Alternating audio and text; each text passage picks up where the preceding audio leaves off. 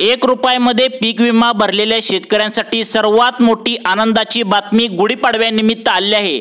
1 रुपयामध्ये पीक विमा भरलेल्या शेतकऱ्यांचा गुढीपाडवा गोड होणार। या 16 जिल्ह्यातील शेतकऱ्यांना हेक्टरी 40,000 रुपये मिळणार असल्याची मोठी माहिती कृषी विभागाकडून आली आहे। 1 रुपया भरून पीक विमा भरलेल्या शेतकऱ्यांना गुढीपाडव्याला या 16 जिल्ह्यात 40,000 रुपये देण्याचा निर्णय विधानसभेत आता माणिकराव कोकाटे जे कृषी मंत्री आहेत त्यांनी आता घेतला आहे। 2024 मध्ये ज्या शेतकऱ्यांनी 1 रुपयामध्ये पीक विमा भरलेला असेल तर त्यांना हा लाभ आता मिळणार आहे। आपल्या राज्यात 36 जिल्हे आहेत। 36 जिल्ह्यापैकी गुढीपाडव्याला 16 जिल्ह्यामध्ये हेक्टरी 40,000 रुपये मिळणार असल्याची मोठी अपडेट आता समोर आली आहे। परंतु शेतकरी मित्रांनो, हे पैसे सर्व शेतकऱ्यांना मिळणार नाहीत। यामध्ये काही नियम, काही अटी तर काही पात्रता चेक करूनच तुमच्या खात्यावरती आता हे हेक्टरी 40,000 रुपये सोडले जाणार आहेत। आता बघा कोणाकोणाला मिळणार नाही आणि न मिळण्याचे याचे कारण म्हणजे बघा, आता सर्वांनाच पैसे न मिळण्याचे कारण म्हणजे तुम्हाला मित्रांनो माहितीच आहे, 2 महिन्याच्या पाठीमागं 1 रुपयामध्ये जो पीक विमा मिळतो तर ती योजना बंद करण्याचा विचार सरकार करत होते। याचं कारण म्हणजे शेतकऱ्यांनी सरकारला फसवून अनेक ठिकाणी अनेक जिल्ह्यामध्ये पीक विमा घेतल्याचं सरकारला आता सापडलंय, निदर्शनास आलं आहे। त्यामुळे राज्य सरकारच्या माध्यमातून सर्व शेतकऱ्यांना काही अटी, काही पात्रता चेक करूनच तुमच्या खात्यावरती हेक्टरी 40,000 रुपये जमा करण्याचा निर्णय घेतलाय। कृषी मंत्री माणिकराव कोकाटे यांनी 31 मार्चच्या आतमध्ये हे पैसे पाठवण्यात येतील असं सुद्धा विधानसभेमध्ये सांगण्यात आलं होतं। परंतु शेतकरी मित्रांनो, शेतकऱ्यांचा सर्वात मोठा गुढीपाडवा हा सण आहे आणि या गुढीपाडव्याला शेतकऱ्यांचे तोंड गोड करण्यासाठी 30 मार्च म्हणजे या दिवशी गुढीपाडवा आहे। याच दिवशी शेतकऱ्यांच्या खात्यावरती हेक्टरी 40,000 रुपये देण्याचा निर्णय घेतलाय। मग आता शेतकरी मित्रांनो, तुमच्या मनामध्ये लड्डू फुटत असेल की आम्हाला पण हेक्टरी 40,000 आता मिळणार का? तर बघा, राज्य सरकारच्या माध्यमातून यामध्ये 5 प्रकारच्या अटी व पात्रता लावण्यात आल्या आहेत। त्यानुसार राज्यातील 36 जिल्ह्यापैकी फक्त 16 जिल्ह्यामध्ये हा पीक विमा गुढीपाडव्याच्या दिवशी म्हणजे 30 मार्च या दिवशी तुमच्या खात्यामध्ये सोडला जाणार आहे। तर मग आता त्यासाठी कोणती पात्रता राज्य सरकारच्या माध्यमातून लावण्यात आली आहे, तसेच कोणकोणत्या 16 जिल्ह्यामध्ये हा पीक विमा तुम्हाला मिळणार आहे याची सविस्तर माहिती आपण या व्हिडिओच्या माध्यमातून तुम्हाला समजवण्याचा प्रयत्न करतो। त्यामुळे शेतकरी मित्रांनो, तुम्ही जर 1 रुपयामध्ये 2024 या मागच्या वर्षामध्ये पीक विमा जर भरलेला असेल तर तुम्ही हा व्हिडिओ शेवटपर्यंत बघणार, हे तुमचं आता फायद्याचं ठरणार आहे। बघा मित्रांनो, जे शेतकरी हा व्हिडिओ शेवटपर्यंत बघणार नाहीत त्यांना अर्धवट माहिती मिळणार आणि ही अर्धवट माहिती पूर्णपणे काहीच कामाची नसते। त्यामुळे शेतकरी मित्रांनो, जर तुम्हाला हेक्टरी 40,000 रुपयांचा पीक विमा जर तुम्हाला गुढीपाडव्यालाच हवा असेल तर तुम्ही हा व्हिडिओ शेवटपर्यंत नक्की बघायचा आहे। तुमच्या शेतकरी मित्रांना जर हा पीक विमा पाहिजे असेल तर हा व्हिडिओ नक्की पाठवायचा आहे। आता बघा शेतकरी मित्रांनो, पीक विमा घोटाळ्यामध्ये सर्वात पहिला नंबरला आहे तो म्हणजे बीड जिल्हा।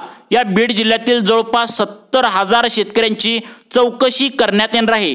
तशा प्रकारे ज्या 16 जिल्ह्यामध्ये पीक विमा सोडण्यात येणार आहे तर त्या पण जिल्ह्यामध्ये आता शेतकऱ्यांची चौकशी करूनच त्यांच्या खात्यावरती पीक विमा सोडण्यात येणार आहे। यामध्ये जवळपास 1.5 लाख शेतकरी जे आहेत तर ते बाहेर पडणार आहेत।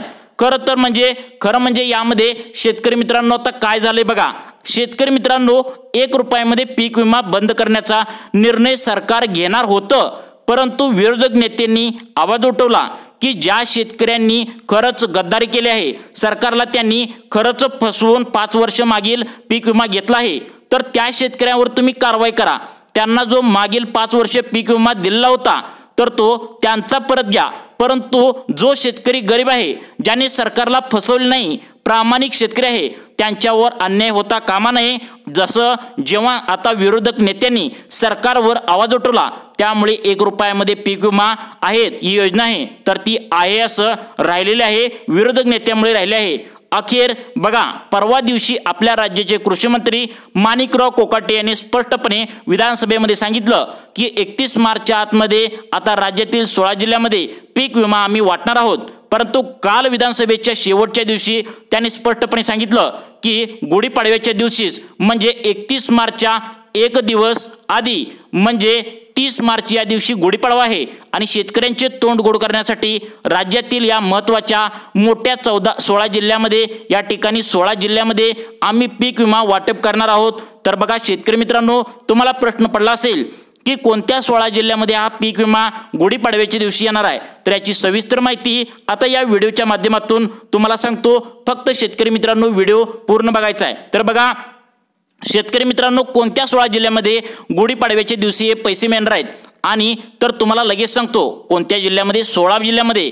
बघा कोणत्या 16 जिल्ह्यामध्ये गुढीपाडव्याच्या दिवशीच हे पैसे मिळणार आहेत ते तुम्हाला सांगतो, पण त्याआधी कोणते शेतकरी या पीक विम्याच्या योजनेतून बाहेर काढले जाणार आहेत हे बघा। यामध्ये बघा पहिली जी पात्रता राज्य सरकारच्या माध्यमातून लावण्यात आली आहे ती म्हणजे रेशन कार्डच्या बाबतीत। शेतकरी मित्रांनो, रेशन कार्डच्या बाबतीत सांगण्यात आले बघा।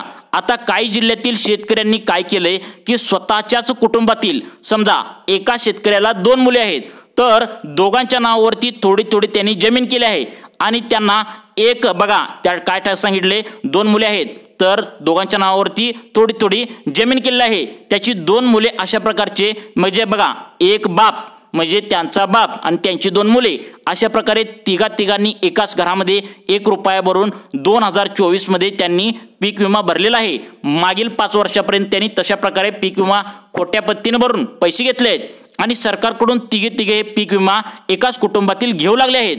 तर शेतकरी मित्रांनो, अशा कुटुंबातील जे शेतकरी आहेत तर त्या शेतकऱ्यांना आता योजनेमधून बाहेर काढण्याचं सरकारनं ठरवलंय। तर शेतकऱ्यांच्या या खात्यावरती आता गुढीपाडव्याच्या दिवशी हा पीक विमा अजिबात जमा होणार नसल्याची माहिती आता समोर आली आहे। तर बघा त्यानंतरची दुसरी पात्रता अशी लावण्यात आली आहे, ज्या बघा शेतकऱ्यांनी स्वतःची जमीन त्यांना असून पण जास्त जमीन त्यांनी पीक विम्यावर लावली आहे। आता बघा पीक विमा तुम्हाला दिला जातो, तुमच्या शेती पिकाचं नुकसान जे काय झालंय तर त्यासंबंधी राज्य शासनाकडून तुम्हाला एक मदत म्हणून पीक विमा दिला जातो। यासाठी तुम्हाला 1 रुपयामध्ये मागील वर्षी पीक विमा भरावा लागतो।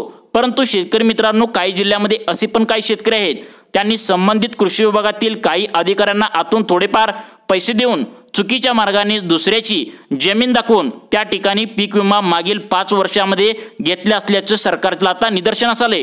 त्यामुळे अशा शेतकऱ्यांवर कारवाई होणार आहे, कारण त्यांनी डायरेक्ट आता सरकारची जमीन दाखवल्या, परंतु त्यांनी मागील 5 वर्षापर्यंत सरकारला फसवून पीक विमा 1 रुपया भरून घेतला आहे, तर त्यांचे पैसे देखील वसूल केले जाईल असं सुद्धा मुख्यमंत्री साहेब, कृषी मंत्री साहेब यांनी शेतकऱ्यांना आवाहन केलं आहे। शेतकऱ्यांना 1 रुपयामध्ये पीक विमा बंद होणार होता, परंतु बंद केलेला नाही। त्याचे कारण म्हणजे गरीब आणि गरजू जे शेतकरी आहेत त्यांच्यावर कोणताही अन्याय होऊ नये, परंतु कृषी विभागाच्या माध्यमातून आता 5 टीम तयार करण्यात आल्या आहेत।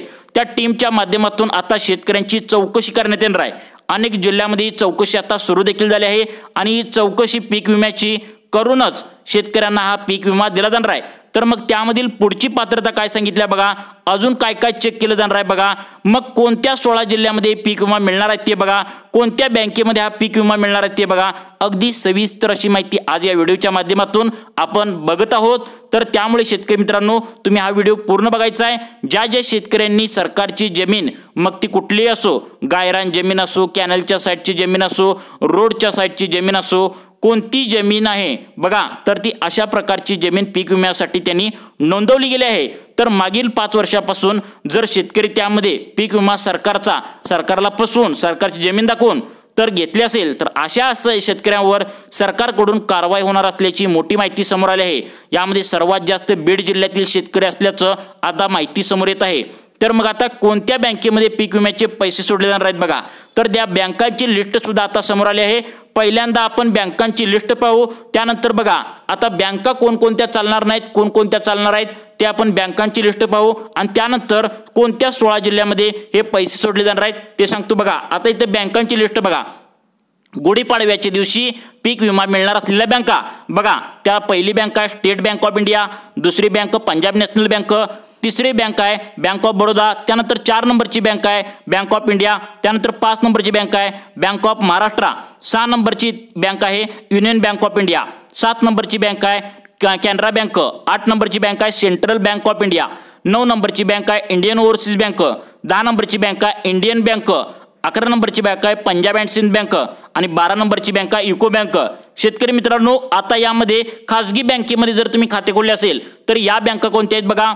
यानंतर पाहू शकता Axis Bank, City Union Bank, Dhanlaxmi Bank, ICICI Bank, IDBI Bank, IDFC First Bank, insurance Bank, Karnataka bank.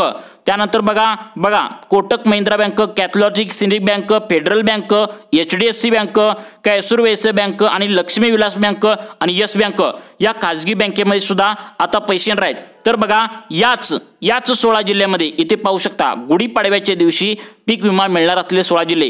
हे 16 जिल्हे आता तुम्हाला इथे सांगतो. याच 16 जिल्ह्यामध्ये पैसे येणार आहेत. रायगड आहे. त्यानंतर बघा या ठिकाणी तुम्हाला जिल्ह्यांची नावे सांगतो, सर्वांनी लक्ष देऊन बघा.